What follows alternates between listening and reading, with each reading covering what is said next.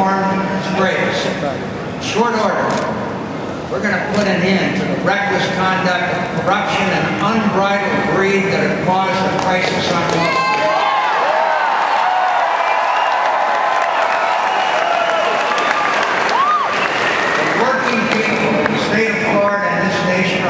Innovative, the hardest working, the best skilled, most productive, most competitive in the world. This foundation of our economy, the American worker, is strong. It's been put at great risk by the greed and mismanagement of Wall Street and Washington.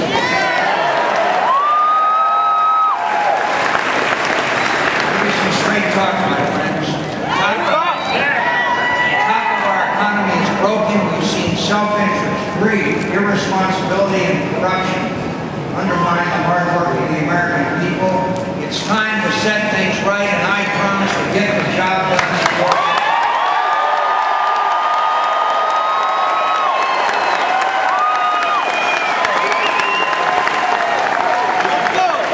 Some Americans put a lot of trust in bankers and brokerage firms of Wall Street.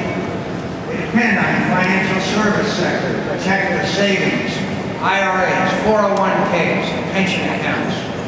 But many leaders in finance have proven unworthy of that trust.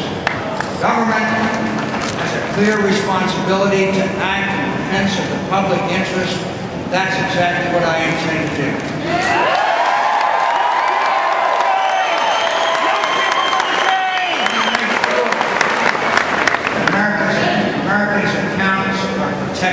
I pledge that the FDIC and the SBIC will have all the support they need to fully back the savings of the American people.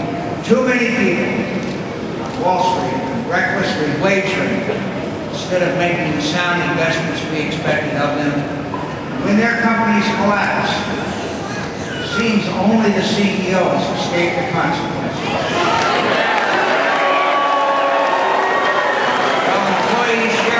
Other victims are left with nothing but trouble and debt. The people who helped cause the collapse make off with tens of millions in severance packages. I've spoken out against the excess of corporate executives, and I can assure you that if I'm president, we're not going to tolerate that anymore.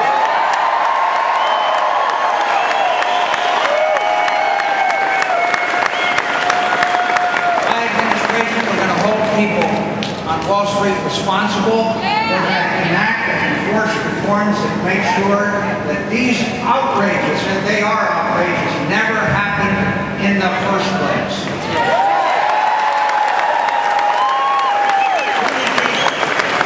Too many people on Wall Street have forgotten and disregarded the basic rules of sound finance.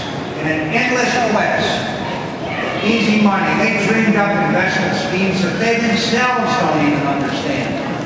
While their derivatives and credit default swaps and mortgage-backed securities tried to make their own rules, but they could only avoid the basic rules of economics for so long. Now as their schemes unravel in bankruptcies and collapse, once again, the public is left to bear the cost. And I promise you that on my watch, we are never going to let these kinds of